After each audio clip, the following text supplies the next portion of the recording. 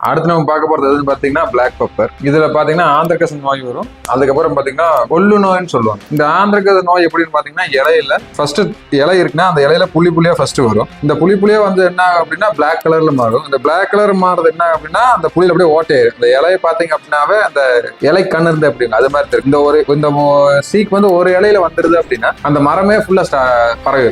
இந்த ஸ்டார்டிங் எப்படி பரவும் பார்த்தீங்கன்னா ஃபர்ஸ்ட் நுனியில தான் பிளாக் கலர்ல வந்திருக்கும். அந்த நுனியில பிளாக் கலர் வர்றதா அப்படியே டாட்டா அப்படியே அந்த இலையே ஃபுல்லா பரவி அந்த மரமே ஃபுல்லா வருது. அதுக்கப்புறம் பாத்தீங்கன்னா இந்த கொள்ளு நோய். இந்த கொள்ளு நோய் பாத்தீங்கன்னா ஃபர்ஸ்ட் காயத்தை பாதிக்குது. வர்றதே காயில தான் வரும். இந்த காயோட நிறம் அப்படியே என்ன ஆகும் அப்படின்னா கலர் மாறும். அப்புறம் லைட்டா என்ன ஆகும் அப்படின்னா ஊசி போன மாதிரி ஆயிரும். அந்த மிளகோட இது ரவுண்டா இல்லாம கொஞ்சம் தப்பட்டாய மாறுற மாதிரி ஆயிரும்.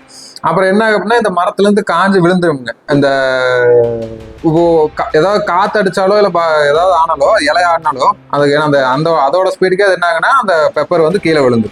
இந்த நோய் எதுல பரவுதுன்னு பாத்தீங்கன்னா இப்போ அடிக்கிற காத்துலதான் இப்போ ஒரு இலைக்கு வந்துச்சுன்னா மற்ற இலைக்கு அப்படியே பரவலா பரவும்.